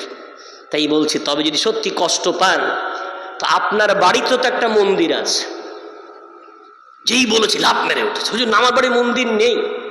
আছে হুজুর, নেই বলছি, এত বলছি, বলছেন নেই। তো বলছে হুজুর কই বলেন? বলছে আপনার ঘরে একটা মন্দির আছে, মন্দিরটার নাম হলো এলসিডি, দেওয়ালের সাথে পাতলা করে সাটানো আছে। হুজুর টুজুর আসলে একটা ওন্না চাপিয়ে দিয়ে বললেন ফতেমা, আর হুজুর চলে গেলে বার করে সারাদিন ওতে নাচ গান দেখেন, বিভিন্ন রকমের খারাপ ছবি ইত্যাদি সব দেখেন, বাড়িতে বাড়িতে সব বড় বড় কেবিল লাইন টেনে নিয়ে সব দেখছেন। ওই রাম মন্দিরে শুধু রামলালার পূজা হয়, আর আপনার ঘরে প্রতিদিন হাজার হাজার দেবদেবীর পূজা চলছে। যদি আপনি ওই রাম মন্দির আল্লাহর ঘরে তৈরি হওয়ার জন্য আপনার মনে কষ্ট হয়, তা আপনি বুকে হাত দিয়ে বলেন ওই ঘরে কোরআন রাখা আছে, ওই ঘরে আল্লাহ হুজুরের কিতাব রাখা আছে, সেই ঘরে 24 ঘন্টা একটা মূর্তির নয় হাজার হাজার মূর্তির পূজা চলছে। কি কৈফিয়ত দেবে? আপনার ঘরের মন্দির আগে ভেঙে ফেলে, ওই মন্দির আল্লাহ পাক রব্বুল আলামিন ঠিক করে দেবে, যদি বলা যাবে। আমি কি বলেছিলাম? আমার ঘরে আগুন লেগেছে আমার প্রদীপ দ্বারায়, অন্যকে আমার ঘরে আগুন লাগাই। দলিল কোথা থেকে নেবেন? রব্বুল আলামিন পারা নম্বর 21 সূরা রুমের মধ্যে আমার আল্লাহ বলেন যাহারাল ফাসাদু ফিল বাররি ওয়াল বাহরি বিমা কাসাবাত আইদিন নাস লিয়ুযীকাহুম। আল্লাহ পাক রব্বুল আলামিন বলছেন ভূপৃষ্ঠের উপরে অথবা দরিয়ার মধ্যে বিরাট যে বিপদগুলো তোমরা দেখতে পাও, এগুলো এমনি এমনি আসে না, এগুলো সব তোমাদের কৃত কর্মের ফল। তোমরা যখন গুনাহ করো, আল্লাহর আইন অমান্য করো, রাসূলের সুন্নাত তরিকা অমান্য করো, আমি আল্লাহ তখন এমন আযাব পাঠাই, এমন অত্যাচারী শাসক তৈরি করে দিই যারা তোমাদের উপরে কঠিন অত্যাচার চালাবে। কেন করি জানো? যাতে করে তোমরা শাস্তি পেয়ে আবার আমার কাছে ফিরে আসো। জোরে বলা যাবে না? মাস্টার মারে কাকে? 3 ধরনের স্টুডেন্ট স্কুলে পড়ে। এক ধরনের স্টুডেন্ট মিডিয়াম, এক ধরনের স্টুডেন্ট ফার্স্ট, অর্থাৎ মাস্টার যা বলে তা বোঝে, আর এক ধরনের স্টুডেন্ট কখনো আসে কখনো আসে না, ওর কাছে পাস ফেল কোনো ব্যাপার না। তো একটা ছেলের নাম লালু, ও কোনোদিন 11টা, কোনোদিন 1টা, যখন মন হয় তখন আসে। তো মাস্টার আসলে বলে কি রে তোর খেলা শেষ হলো? বলে মাস্টার আজকে আর কোনো খেলার সাথী পাইনি তাই স্কুলে এসে। ওকে নিয়ে মাস্টার হাসে, কোনোদিন কিছু বলে না। আবার সামনের চেয়ারে বসে আব্দুল গফফার, প্রতিদিন কন্টিনিউ আসে, একদিন আসতে দেরি করেছে। যেই দেরিতে এসছে 15 মিনিট, মাস্টার তাকে ছড়ির বাড়ি দিল, সবার সামনে উদ্বোস করালো। ও মনে মনে বিরাট গরম, লালু প্রতিদিন দেরিতে আসে, ওকে কিছু বলে না, আর আমি আব্দুল গফফার একদিন দেরি করলাম, আমাকে মারা হলো। খুব মনে অভিমান করে মন খারাপ করে বসে আছে। মাস্টার অফিসে ডেকে বলছে তুমি রাগ করছো? বলে হ্যাঁ। কেন রাগ করলে? আপনি মারলেন, ওকে তো কোনোদিন মারেন না, গোটা বছর ও আসলে আপনি ওকে নিয়ে আনন্দ করেন, আমি একদিন দেরি করলাম মারলেন। তো মাস্টার বলছে মূলত আমি মাস্টার বেঁচে আছি তোমাদের জন্য, আমার আগামী দিন এই চেয়ারটা বসবে তুমি, আমার স্বপ্ন, আমার প্রতিনিধি তুমি হবে, আমার প্রতিনিধি হবে, আর আমার সামনে তুমি থাকবে না, এটা আমি মেনে নিতে পারি। এটা আমার মান নয়, এই মারের পিছনে আমার অনেক ভালোবাসা, অনেক দোয়া আছে, আশীর্বাদ আছে। যেটা বলবেন ভাই আমার, বাবাজি আমার, ইসলাম আল্লাহর ধর্ম, এই বান্দা আল্লাহকে মেনে নিয়েছে। এরা গুনাহ করলে আল্লাহর বড় রাগ হয়, তাই আমার আল্লাহ একটু আযাব দেয়। কেন দেয়? পূর্বের উম্মাতদেরকে কওমে আদ, কওমে সামুদ, কওমে লূত, কওমে হুদ ইতিহাস পড়ে দেখেন, তারা গুনাহ করেছে, আল্লাহর আইন অমান্য করেছে, আযাব এসেছে। কাউকে বিরাট ঝড় দিয়ে ধ্বংস করে দেওয়া হয়েছে, কাউকে পানি বর্ষণ করে ধ্বংস করা হয়েছে, কাউকে বিকট আওয়াজ দিয়ে ধ্বংস করা হয়েছে, কাউকে মাটি আছড়ে ফেলে ধ্বংস করে দেওয়া হয়েছে। আমার রাসূল এগুলো সব কোরআনে আছে। রাসূল পড়ার পর একদিন হাত তুলে কাঁদছেন, ও আল্লাহ, তোমার কাছে আমার অনুরোধ, আমার উম্মাতকে পূর্বের উম্মাতের মতো একসাথে তুমি যেন ধ্বংস করে দিও না। বুখারীর হাদিস। আল্লাহ বলেন, কবুল করলাম মুহাম্মদ, তোমার উম্মাতকে আমি আল্লাহ এমন আযাব পাঠাবো না যে এক আযাবে সব উম্মাত ধ্বংস হয়ে যাবে। রাসূলের সাথে আল্লাহর ওয়াদা, কখনো এমন আযাব আসবে না যে আযাবে গোটা উম্মাত শেষ হয়ে যাবে, এমন আযাব আল্লাহ পাঠাবে না। এখন উম্মাত যদি বদমাইশি করে, শয়তানি করে, তবে কি হবে? অন্য হাদিসের মধ্যে রাসূল বলেছেন, বান্দা যখন আল্লাহর হক ফাঁকি দেবে, অত্যাচারী শাসক পাঠিয়ে এই উম্মাতকে আল্লাহ শায়েস্তা করবে। এই যে আজকে অত্যাচারী শাসক সংবিধান মানে না, আইন মানে না, ওর প্রতি কেউ তো খুশি নয়। শুধু মুসলমান নয়, ভারতের নাগরিক, হিন্দু, মুসলিম, জৈন, খ্রিস্টান কেউ খুশি না। দেখেছেন তো পার্লামেন্টে 232টা ভোট পড়েছে, 40টা মুসলমানের ভোট, 192টা অন্য ধর্মাবলম্বীর ভাইদের ভোট। ওরা কি ভালোবাসছে? ওরা কি এই কাজটাকে ভালো মনে করে নিচ্ছে? বিভিন্ন মঞ্চে যখন প্রতিবাদ হচ্ছে, তো আমাদের সাথে অনেক অন্য ধর্মাবলম্বী মানুষ সাথে আছে না? দেখতে পাচ্ছি। তার মানে এটা কি? এই অত্যাচারী বাদশার প্রতি কেউ খুশি না, তারপরে গদিতে আছে। 2014 থেকে 2025 11 বছর হয়ে গেল, এখনো কতদিন থাকবে তার ঠিক নাই। একে যদি মনে করি আমরা হাঁটাতে চাই, তা আমাদের ওই সব বিরাট আন্দোলন, প্রতিবাদ, এই সেই এগুলো করার প্রয়োজন, সেগুলো সিস্টেম মেনে, সংবিধান মেনে। তবে তার চেয়ে যেটা বেশি শক্তিশালী, সেটা হলো আমরা যেই আল্লাহর হক আদায় করা শুরু করব, আল্লাহ তার বান্দাদেরকে আবার মাথা উঁচু করে দাঁড় করিয়ে দেবেন, যে বলা যায়। তাই আমার বাবাজি, আমার এ ব্যাপারে দলিল নেন। পারা নম্বর 22, পৃষ্ঠা নম্বর 5, সূরার নাম সূরা আহজাবের মধ্যে আল্লাহ বলেন, আল্লাযীনা ইউযুনা আল্লাহ ওয়া রাসূলাহু লা'আনাহুমুল্লাহু ফিদ দুনিয়া ওয়াল আখিরাহ ওয়া আ'আদ্দা লাহুম আযাবাম মুহিনা। আল্লাহ পাক রব্বুল আলামিন বলছেন, যারা যারা আমি আল্লাহকে কষ্ট দেবে, আমার নবী মুহাম্মদকে কষ্ট দেবে, আমি আল্লাহ দুনিয়াতে তাদের অভিশাপ পাঠাবো, এই ধরনের আযাব পাঠিয়ে তাদেরকে লাঞ্ছনা, গঞ্জনা, বিভিন্ন কষ্টের মধ্যে আমি আল্লাহ মুবতালা করে রাখবো, এবং কিয়ামতের কঠিন ময়দানে আমি আল্লাহ তাদের লজ্জাজনক শাস্তি দেব। জোরে বলি নাউযুবিল্লাহ। ভাই আমার, আমার বক্তব্যের শুরু থেকে এই পর্যন্ত আমি যেটা বোঝাতে চেয়েছি, আমরা যদি আল্লাহকে পূর্ণরূপে মেনে নিই, বিশ্বনবীকে পূর্ণরূপে মেনে নিই, ইনশাআল্লাহুল আজিজ শেষ হাসিটা আমরাই হাসবো। ইনশাআল্লাহ শেষ হাসিটা আমরাই হাসবো, জয় আমাদের আসবেই, এতে কোনো সন্দেহ নাই। কিন্তু আমরা যদি এইভাবে ইবাদত করি, মসজিদের মধ্যে একরকম, মসজিদের বাইরে একরকম, জলসায় একরকম, জলসার বাইরে একরকম, টুপি মাথায় দিয়ে একরকম, টুপি খুলে আর একরকম, আল ঠেলে ঠেলে জমি বড় হয়ে যাচ্ছে, বাজারে গিয়ে মিথ্যা বলে বলে আমাদের ব্যবসা লেনদেন চলছে। রাসূলের পরিষ্কার হাদিস, মান গাশশা ফালাইসা মিন্না, যে প্রতারণা করে, 2 নম্বরই করে, ধোঁকা দেয়, সে আমার উম্মতের অন্তর্ভুক্ত নয়। আজকে ধোঁকা মুসলমানের একদম হাতের হাতিয়ার হয়ে গেছে।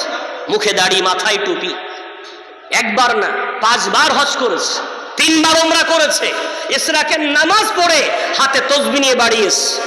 3 ছেলে মাঠ থেকে সবজি তুলেছে, তুলে বলছে, আব্বা জান ইশরাক করে বাড়ি এসছেন, এই ঠান্ডায় আপনাকে পানিতে হাত দিতে হবে না, আমরা পটল, বেগুন, টমেটো আমরা ধুয়ে ধুয়ে দিচ্ছি, আপনি একটু সাজিয়ে দেন। তো আব্বা হাজি সাহেব বরকতি হাত আব্বাকে ঝুড়ি সাজাতে দিয়েছে। 3 ছেলে সব ধুয়ে দিচ্ছে, আব্বা ঝুড়ি সাজাচ্ছে। শুকনো পটলগুলো তলায়, বড় পটলগুলো মাথানে দিয়েছে। 3 বারের হজ, 2 বার উমরা আদায়কারী, ইশরাক করে এসছে, হাতে এখনো তাসবিহ। ছোট ছোট পচা আলুগুলো নিচেই, বড় আলুগুলো উপরে, শুকনো টমেটো নিচেই, বড় টমেটোগুলো উপরে। আব্বাকে ছেলেরা বাইকে তুলে বাজারে গেছে, ওদিকে ভ্যানে করে মাল এসছে। খরিদ্দার এসে বলছে, ব্যবসায়ী চাচাজি ভালো আছেন? হ্যাঁ। টমেটো সব একই সাইজ না, বলছে একদম সব একই রকম। কি বলছে? সব একই রকম। কে তুমি? হাজি সাহেব, নামাজি সাহেব, আল্লাহ বলা মান গস্সা ফালাইসা মিন্না। রাসূল বলেছেন ধোঁকা দিলে ভেবে নাও আজ থেকে উম্মতের খাতা থেকে তোমার নামটা কেটে গেল, কোনোদিন বলবে না আমি আমার মুহাম্মাদের উম্মত। কারা করছে? ধোঁকায় ভরপুর আমার সমাজ। ভাই আমার, বাবাজি আমার, আল্লাহ এই জন্য বললেন 5টা কাজ করে দেখাও, আমি তোমাদের সাথে থাকবো। তার মধ্যে প্রথম বললেন নামাজ প্রতিষ্ঠিত করো। ওই মসজিদ শুধু ওই আদায় করার জায়গা নয়, প্রতিষ্ঠিত করা। জুমার দিনে যেমন ভরে যায়, 5 ওয়াক্ত নামাজে ভরিয়ে তুলতে হবে। নিজে আসবো, প্রতিবেশীকে আনবো, বাচ্চাটাকেও আনবো। মসজিদে বাচ্চা আনা নিয়ে আপনাদের এলাকায় অ্যালার্জি আছে কি জানি না। শুকনো কিছু মৌলবি উঠেছে, শরিয়াত জানে না। শুকনো কিছু নামাজি আছে, শরিয়াত জানে না। আমার বাবাজি কি করেছেন, তার 5 বছর 7 বছরের বাচ্চাটা নিয়ে মসজিদে এসে দেখছে প্রথম কাতারে দাঁড়াতে পারে 20 জন, আছে মাত্র 10 জন। ও বাচ্চাটা নিয়ে দাঁড়িয়েছে, নামাজ শুরু হয়েছে। ঠিক রুকুতে ইমাম সাহেব যেই গেছে, একজন বাবাজি এসে ওই বাচ্চার পাশে দাঁড়িয়েছে আর নামাজ পড়ছে আর ফুসছে ভিতরে ভিতরে।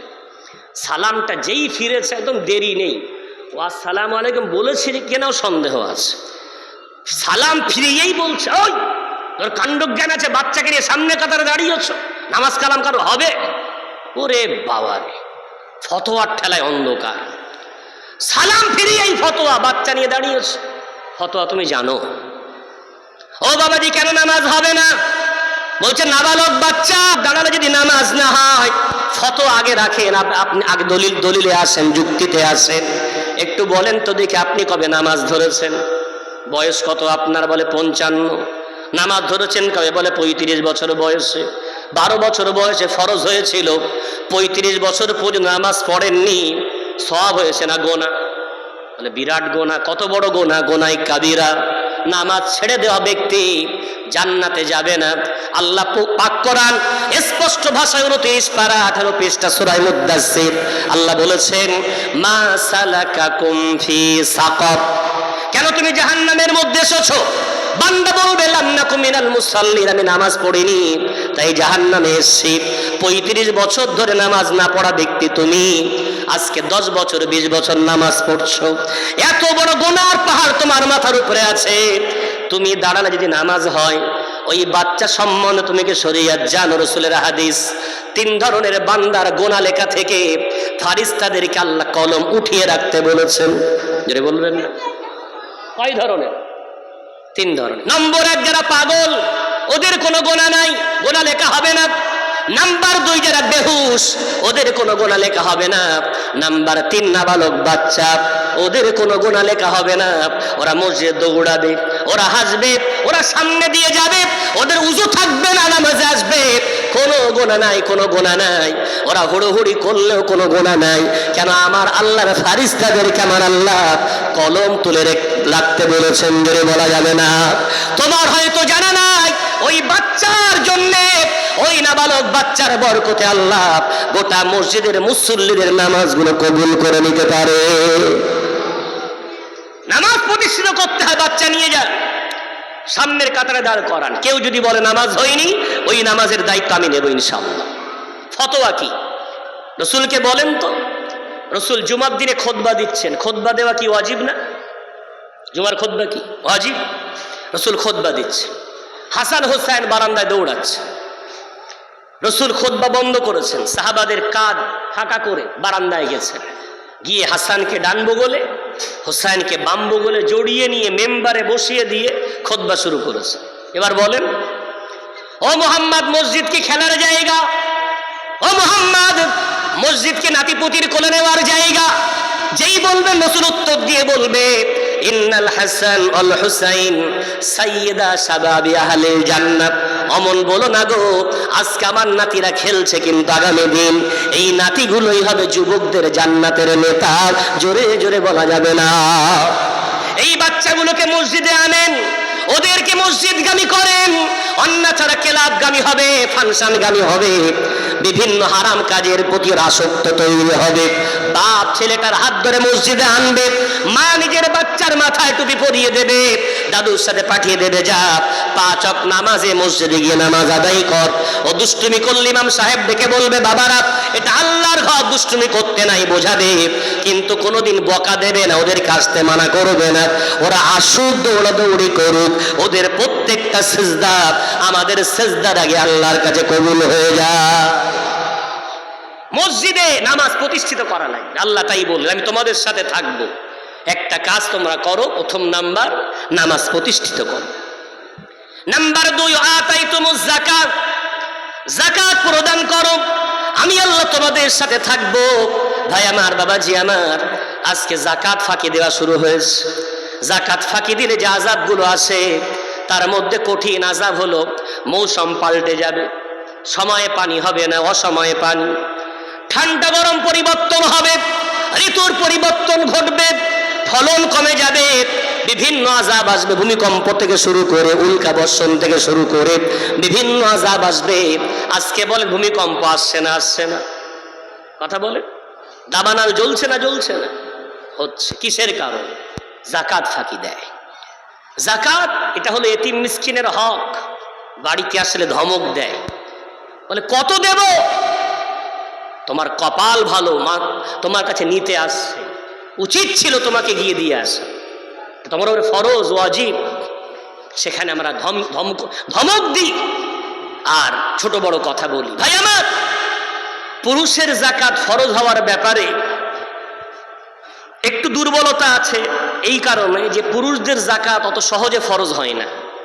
কেননা অধিকাংশ মধ্যবিত্ত মানুষ মজদুরি করে, খেটে খায়, অ্যাসেট খুব গচ্ছিত সম্পদ, 1 বছর নিসাব পরিমাণ, যেটা এবছরের বাজেট ছিল প্রায় 50,000 টাকা মতো। এতটা টাকার সোনা অথবা রূপা বা এতটা টাকা যদি কারোর গচ্ছিত থাকে, তার উপরে যাকাত ফরজ। তো অনেক পুরুষের হয়তো যাকাত ফরজ নাই, যে মহিলাদের প্রায় সবার উপরে যাকাত ফরজ। কেন? সোনার গয়না তো আছে, আর 1 ভরি সোনার দাম রমজানের সময় 80-85,000 টাকা ছিল, এখন 1 লাখ। তাহলে 1 ভরি সোনা আছে মানে এর উপরে যাকাত ফরজ। কজন মহিলা যাকাত দেয়? এই মশলা কজন আলোচনা করি, কজন শুনি? যাকাত ফাঁকি দেয়া হচ্ছে। এতিমের মাল নয়, এতিমের রক্ত খাওয়া হচ্ছে। আল্লাহ পরিষ্কার করে বলেছেন 4 পারা 17 পৃষ্ঠা সূরা নিসার মধ্যে, আল্লাযীনা ইয়াকুলুনা আমওয়ালাল ইয়াতামা যুলমান ইন্নামা ইয়াকুলুনা ফি বুতুনিহিম নারা ওয়া সায়াসলাউনা সাঈরা। এতিমের মাল যারা আত্মসাৎ করে, এতিমের মাল যারা ভক্ষণ করে, ওরা আসলে সম্পদ খায় না, ওরা জাহান্নামের আগুন খায়। ওই জাহান্নামের আগুন অচিরেই ওদেরকে ঝলসে দেবে। জোরে বলে নাউযুবিল্লাহ। এই যাকাত আদায় করা লাগবে, হিসাব করে দিতে হবে। যাকাত তো দূরের কথা, ফিতরা দেয় না যাতে ফোন করে মাথা খারাপ করে দেবে, হুজুর ফিতরা কত হয়েছে, ফিতরা কত হয়েছে। আরে ভাই, ফিতরা সম্বন্ধে জানেন? মশলা কি আমার জানা আছে? ফিতরা কত হয়েছে? আবার ফোন করে বলে কন্ট্রোলের গম দিলে হবে, কন্ট্রোলের চাল দিলে হবে। তুমি খাও তো কন্ট্রোলের গম, তুমি খাও কন্ট্রোলের চাল। পারা নম্বর 4 পৃষ্ঠা নম্বর 1 সূরার নাম সূরা আলে ইমরান, লান তানালুল বিররা হাত্তা তুনফিকু মিম্মা তুহিব্বুন। ওই দান কখনোই উপকার দেবে না যে দান তুমি করছো সেটা যদি তোমার কাছে প্রিয় বস্তু না হয়।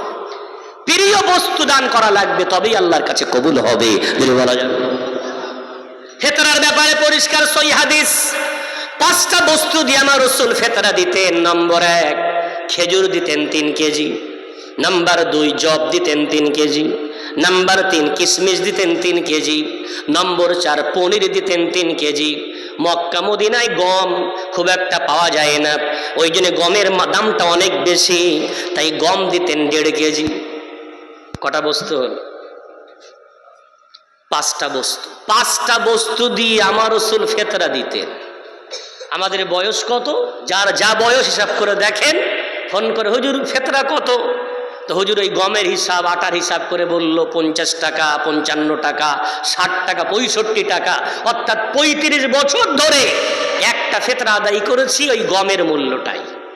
একবার মন চাইনি রসুলের সুন্নাত মোতাবিক আমি 3 কেজি খেজুরের মূল্য দিয়ে একটা ফিতরা আদায় করি? 5টা ফিতরা বাড়ির অন্তত আমারটা খেজুরের মূল্য দিয়ে দেব, আর বাকি 4টা ওই গমের মূল্য দিয়ে দেব। পরের বছরে জবের মূল্য দিয়ে দেব। 5টা বস্তু ঘুরিয়ে ঘুরিয়ে দিলে এভাবে তো আমার রসুলের প্রত্যেকটা সুন্নাতের উপর আমল হয়ে যেত। যেটা বলবেন ভাই আমার, বাবাজি আমার, আল্লাহ বললেন 5টা কাজ করে দেখাও, আমি তোমাদের সাথে থাকবো। তাহলে প্রথম নাম্বার বলে নামাজ প্রতিষ্ঠিত করো। নাম্বার 2 ওয়াতাইতুমুজ যাকাত, যাকাত প্রদান করো। নাম্বার 3 ওয়ামানতুম বিরুসুলি, আমার আম্বিয়া যারা, আমার নবী রাসূলগণ যারা, তাদের উপরে তোমরা বিশ্বাস স্থাপন করো। বিশ্বাস মানে শুধু মুখ দিয়ে বলা নয়, মানি বলা নয়, বরং মেনে নেওয়া। নবীদের সুন্নাতগুলো তোমাদের মধ্যে বাস্তবায়ন করো। আমি আল্লাহ তোমাদের সাথে থাকবো। জোরে বলা যাবে না? এই মুখে দাড়ি রাখা কার সুন্নাত? কথা বলেন। আমার নবীর নয়, নবীদের, সব নবীদের সুন্নাত মুখে দাড়ি রাখা। যেটা বলবেন গোপ ছোট করা সব নবীদের সুন্নাত, খাতনা করা সব আম্বিয়াদের সুন্নাত। আহারে, আজকে আমার মুসলমান দাড়ি রাখেন, আবার বলে রসুলকে ভালোবাসি।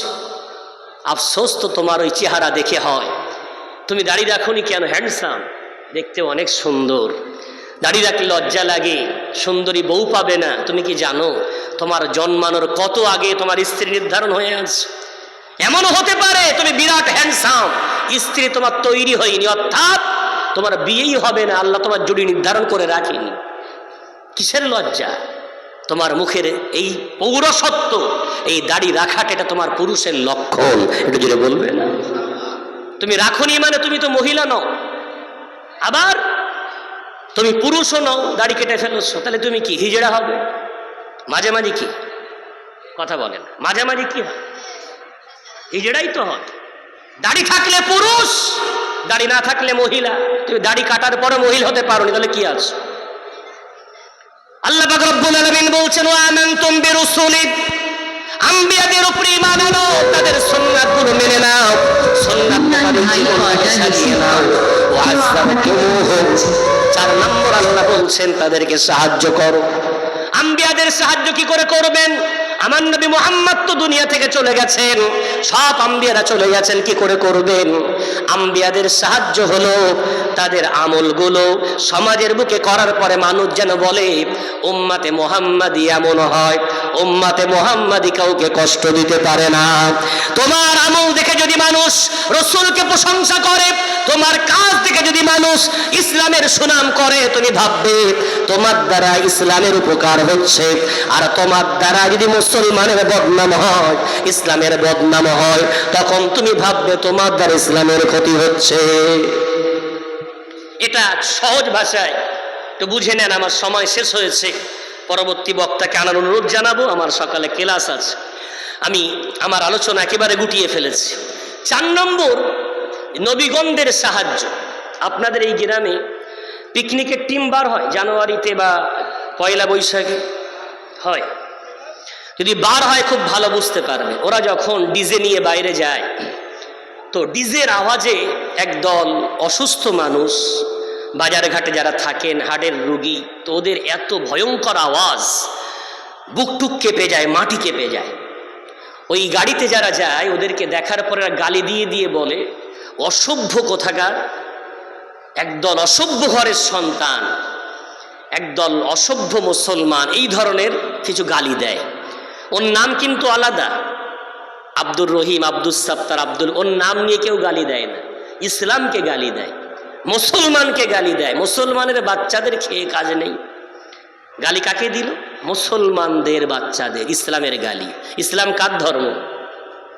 আল্লাহ। ইসলাম বিশ্বনবীর দ্বারাই প্রতিষ্ঠিত। এই গালিটা যেই দেয় কার গায়ে গিয়ে লাগে? আল্লাহ আল্লাহ রসুলের গায়ে। অর্থাৎ আমি এমন একজন উম্মত, আমার দ্বারা ইসলামের বদনাম হচ্ছে। আর হলে কি লাভ, কি লস? খুতবা তো শোনেন নাকি জুমার দিনে? শুনবেন, আর এটা বোঝার চেষ্টা করবেন, সারা জীবন শুনবেন, এটা বুঝবেন। জুমার দিনে তো আমি দেখেছি আমভাবে ঘুমাই সব, কেন অনেক দিন পর একটা টিফিন টাইম পাওয়া গেছে, রেস্ট নেওয়ার সময়। আর ওদিকে খুতবা চলছে, দিয়ে ঘুমাচ্ছে, পড়ে যাচ্ছে, কেউ নাক ডাকাচ্ছে, কত রকম দৃশ্য যে দেখা যায় মসজিদের মধ্যে। আল্লাহু আকবার। ভাই আমার শুনবেন, শেষ স্থানীয় খুতবা ইমাম সাহেব একটা দোয়া পড়ে, আল্লাহুম্মা ইজ্জিল ইসলাম ওয়াল মুসলিমিন, আল্লাহুম্মা ইজ্জিল ইসলাম ওয়াল মুসলিমিন ওয়াখযুলিল কাফারাতা ওয়াল মুবতাদিআতা ওয়াল ইয়াহুদিয়্যাতা ওয়ান নাসারিয়্যাতা ওয়াল মুশরিকিন, আল্লাহুম্মা আনসুর মান নাসারা দীন মুহাম্মাদিন সাল্লাল্লাহু আলাইহি ওয়াসাল্লাম ওয়াখযুল মান খাযালা দীন মুহাম্মাদিন সাল্লাল্লাহু আলাইহি ওয়াসাল্লাম। ইমাম সাহেব দাঁড়িয়ে দোয়া করে করে বলে, আল্লাহ যাদের দ্বারাই ইসলামের সুনাম ঘটে, যাদের দ্বারাই ইসলামের উপকার হয়, আল্লাহ তুমি তাদেরকে সাহায্য করো, তাদেরকে মদত করো, তাদেরকে পৃথিবীর বুকে ইজ্জত বাড়িয়ে দাও। আর যাদের দ্বারা ইসলামের বদনাম হয়, ইসলাম কলুষিত হয়, ইসলাম দাগদার হয়, আল্লাহ তাদেরকে ধ্বংস করে দাও, তাদেরকে লজ্জিত করে দাও, তাদেরকে পৃথিবীর বুকে নিশ্চিহ্ন করে দাও। প্রত্যেকটা ইমাম মেম্বারে দাঁড়িয়ে দাঁড়িয়ে দোয়া এবং বদদোয়া করে। আমি কোনটা পাচ্ছি? আমি দোয়া পাওয়ার যোগ্য না বদদোয়া পাচ্ছি? এটা নিজের জীবনে ঠিক করব। যদি এটা পারি যে আমার দ্বারা ইসলামের প্রতি মানুষ দোয়া দিচ্ছে, মানুষ বলছে বাহ, মানুষটা দেখো না, নামাজ ধরার পরে অমুক হুজুরের কাছে বায়াত হওয়ার পরে পরিপূর্ণ পাল্টে গেছে, কি জোরে কথা বলতো, কত আস্তে কথা বলে, রাস্তায় কি করে আগে দাপিয়ে দাপিয়ে বেড়াতো, কত আস্তে আস্তে হেঁটে বেড়ায়, মানুষ দেখলেই সালাম দেয়, চেহারা দিয়ে যেন নূর টপকাচ্ছে, দেখো মানুষটা কত সুন্দর হয়ে গেছে। অর্থাৎ আপনার সুনাম করছে মানে ইসলামের সুনাম করছে, যে একজন মুসলমান এত সুন্দর হয়। এই সুনাম যেদিন থেকে হবে আপনি ভাববেন আপনার দ্বারা ইসলামের উপকার শুরু হয়ে গেছে, যদি বলা যাবে। আল্লাহ এই জন্য বললেন 5টা কাজ করে দেখাও, আমি তোমাদের সাথে থাকবো। নম্বর 1 বলেছিলাম নামাজ প্রতিষ্ঠিত করো, নাম্বার 2 যাকাত প্রদান করো, নাম্বার 3 আম্বিয়াদের সুন্নাত গুলো মেনে নাও, নম্বর 4 তোমার দ্বারা ইসলাম উপকার করা শুরু করে দাও, নম্বর 5 আল্লাহ বললেন ওয়া আকরাদতুল্লাহ করদান হাসানা, আল্লাহকে কর্জে হাসানা দাও, আল্লাহর জন্য কিছু পয়সা ব্যয় করতে থাকো, কিছু পয়সা আল্লাহর জন্য ব্যয় করলে আল্লাহকে সর্বদাই তোমার সাথে পাবে, জোরে বলা যাবে না। এই আয়াতটা শুনলে ভয় লাগতে পারে, হুজুর মনে হয় দান টান চাইবে, না, কোনো ভয় পাওয়ার দরকার নেই। আল্লাহকে দেওয়া মানে নিজের সন্তান, তাকে আপনি সাইকেল কিনে দিয়েছেন, ব্যাগ কিনে দিয়েছেন, জামা কাপড় কিনে দেন, অনেক কিছু দেন, সন্তানের হক আদায় করেন, কিন্তু একটু নিয়মটা পাল্টে ফেলেন। কিভাবে? ছেলে বলছে আব্বাকে জামা কিনে দিতে হবে, আপনি বলেন তোমাকে আগামী হাট সোমবারের দিন আমি জামা কিনে দেব, তবে এই কদিন কিন্তু 5 ওয়াক্ত নামাজ কন্টিনিউ জামাতে যেতে হবে। ছেলে বলল ঠিক আছে আব্বা যাবো, আপনার সাথেই যাব। ও 5 ওয়াক্ত নামাজে আপনার হাত ধরে জামাতে যাচ্ছে, জামা কিনে দিলেন, তবে এই জামাটা দিন প্রতিষ্ঠিত করার জন্য দিলেন, এমনি দিতেন বাপের হক আদায় হতো, কিন্তু এই হক আদায় হলো প্লাস ও দিনদার হওয়ার প্রতি আপনি ডাক দিলেন। এই দানটা এমন দান আল্লাহ আপনার আমল নামায় ডবল নেকি দেবে, যেটা বলবেন না সুবহানাল্লাহ। রাসূল বলেছেন ফকিরকে দান করলে একটা সওয়াব, আর নিজের সন্তানকে দিন শেখানোর জন্য পয়সা ব্যয় করলে ডবল সওয়াব। কি ভেবেছেন? নিজের পরিবার, এমনকি রাসূল বলেছেন নিজের স্ত্রীর মুখে অন্ন তুলে দেওয়াটাও ইবাদত। শোনালে বলবেন, সাহাবারা বলছেন ইয়া রাসূলুল্লাহ, স্ত্রীর গালে খাদ্য তুলে দিলে সওয়াব হয়? রাসূল বলে কেন হবে না? ওই খাদ্যটা স্ত্রীকে না দিয়ে কোনো পর স্ত্রী, কোনো পর নারীকে দিলে গুনাহ হতো না? হতো না? বলছে, আর সাহাবারা বলছেন অবশ্যই হতো। রাসূল বলছেন যে স্ত্রীটাকে আল্লাহ তোমার জন্য বৈধ বানিয়েছে তার মুখে লোকমা তুলে দিলেও নেকি হবে। সুবহানাল্লাহ। তো পরিবারের জন্য ব্যয়, কে কিসের জন্য দিচ্ছেন? স্ত্রীকে দেন আর বলেন আমার রাসূল ফাতেমার গালে, আমার রাসূল আয়েশার গালে এমন করে খাদ্য তুলে দিতেন, তাই আমি সুন্নত আদায় করছি। খাদ্য গালেও তুলে দেওয়া হলো, সুন্নাত প্রতিষ্ঠিত হলো, সওয়াব হয়ে গেল, যদি বলেন ওয়া আকরাতুমুল্লাহ করদান হাসানা।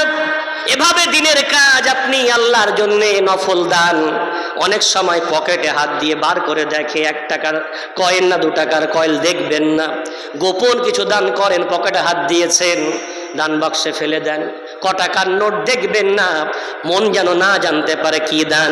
কিয়ামতের দিন আমার আল্লাহ 7 শ্রেণীর বান্দাকে আরশের ছায়াতলে ছায়া দেবেন। তার মধ্যে একটা বান্দা ওরা রাজুলুন তাসাদদাকা বিসাদাকাতিন ফাআখফাহা হাত্তা লা তা'লামা শিমালুহু মা তুনফিকু ইয়ামিনুহু।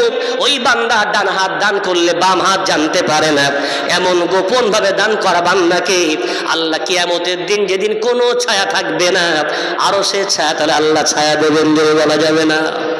দেখবেন না কিছু দান এভাবে করবে, এটা হলো কারজে হাসানা। আল্লাহকে দিলে আল্লাহ ওটাকে 700 গুণ রিটার্ন করে দেয়। এবং আরো বলেছে আল্লাহু ইউদাইফু লিমান ইয়াশা, 700 গুণ শুধু নয়, অগণিত হারে আল্লাহ রিটার্ন করে দেন। যদি বলবেন না, এ ব্যাপারে একটা চমৎকার ঘটনা আছে এসে গেছে জি। আমি এই ঘটনা বলেই বিদায় নেব। আশা করি আমার কথায় আপনারা ব্যথা পাননি তো।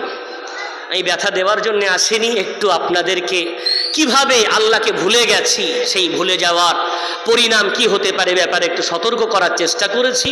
আল্লাহ আমাকে আপনাদেরকে মানার তৌফিক দেন। পরবর্তী বক্তা আস্তে আস্তে এই ঘটনাটা একটু মাথায় রাখেন। কর্জে হাসানার ব্যাপারে, দানের ব্যাপারে বক্তারা দান চায়, ইমাম সাহেবরা মসজিদে দান চায়, এগুলো চাইবে এবং সাধ্যমতো দিতে হবে। রেগে যাবেন না, উঠে যাবেন না, 1 টাকা হলেও সাহায্য করবেন। কেন করবেন? এটা আপনাকে আল্লাহর বন্ধু বানিয়ে দেয়, আর আল্লাহ নেন মানে আল্লাহ আপনাকে অনেক গুণে বেশি রিটার্ন করবেন। এ ব্যাপারে চমৎকার একটা ঘটনা আছে। আবু বকর সিদ্দিক রাদিয়াল্লাহু তাআলা আনহু, আয়াত নাজিল হওয়ার পরে উনি মানুষের কাছে বলছেন, ইসলামের জন্য, সহযোগিতার জন্য তোমরা দান করো। তাকে ইহুদির সাথে দেখা। ইহুদি বলছে, আচ্ছা তোমার মোহাম্মদ তো ভালো চাল চেলেছে। বলছে কেন? বলছে মোহাম্মদ ও যে ইসলাম প্রচার করছে আসলে ওটা গরিবদের ধর্ম, আর ওদের প্রভু সেও গরিব, মোহাম্মদও গরিব, তাদের ভান্ডারে এখন অভাব পড়েছে, তাই সাথীদের দিয়ে কালেকশন করাচ্ছে। নাউজুবিল্লাহ বলবেন। এখন এই কথা বলার পর আবু বকরের হয়ে গেছে রাগ, খুব জোরে একটা সটাস করে চড় মেরেছে। কার গালে? ইহুদির গালে। ইহুদি মুখে হাত দিয়ে দৌড়ায়, বিশ্বনবীর দরবারে গিয়ে হাজির, ইয়া রাসূলুল্লাহ, ইয়া হাবিবাল্লাহ মুহাম্মদ, আমাকে আবু বকর চড় মেরেছে। রাসূল বিশ্বাস করতে পারছেন না। রাসূল বলছেন, আবু বকর না ওমর। কেন? ওমর কি গরম আর আবু বকর ঠান্ডা। রাসূলের বিশ্বাস হচ্ছে না আবু বকর, রাসূল নিজে বলছেন আবু বকর না ওমর। ইহুদি বলছে আবু বকর, রাসূল বলছেন না, মনে হচ্ছে ওমর, তুমি মনে হয় ভুল বলছো। সে বলছে ও মুহাম্মদ আমাকে মেরেছে, আমি বলছি আবু বকর। কোনো মতেই বিশ্বাস করে না। ইতিমধ্যে আবু বকর হাঁপাতে হাঁপাতে রাসূলের দরবারে এসে হাজির, চোখ মুখ লাল হয়ে আছে। রাসূল কারীম বলছে, আবু বকর তুমি কে মেরেছো? আবু বকর বলছেন, ইয়া রাসূলুল্লাহ, একটা চড় মেরেছি আর একটা মারো বলে তেড়ে এসেছি। যারা বলবেন না, একটা তো মেরেছি আর একটা মারো বলে তেড়ে এসেছি। রাসূল বলছে, তুমি রেগে গেলে কেন? আমি তোমার হয়ের সাথে এত সময় তর্ক করছি, তুমি মারতে পারো না, কেন মারলে? ইয়া রাসূলুল্লাহ, আল্লাহকে গালি দিয়েছে। কি বলেছে? বলে আল্লাহ ফকির, আল্লাহর অভাব পড়ে গেছে। যেই বলেছে বিশ্বনবী সঙ্গে সঙ্গে থমকে গেলেন। আচ্ছা তুমি বলেছো সত্যি আল্লাহ ফকির? ইহুদি সঙ্গে সঙ্গে কসম খাচ্ছে, ওয়াল্লাহি লা সুবুল্লাহ, ও মুহাম্মদ আল্লাহর কসমে আল্লাহকে গালি দেইনি, এমন করে আমি আল্লাহকে ফকির বলিনি।